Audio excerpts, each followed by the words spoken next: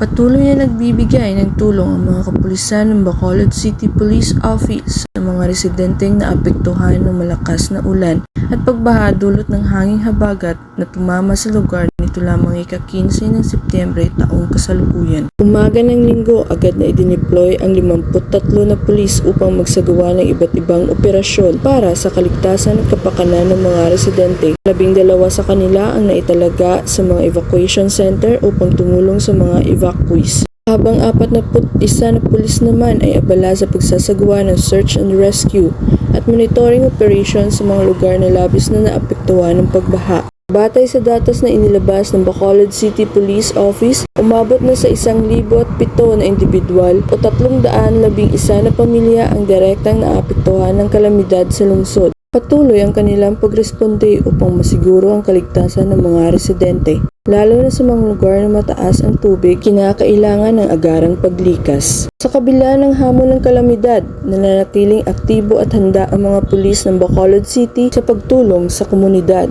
Ang kanilang patuloy na presensya at aksyon ay nagbibigay ng kasiguraduhan na sila ay nariyan upang tugunan ang pangangailangan ng mga residente, lalo sa panahon ng sakuna.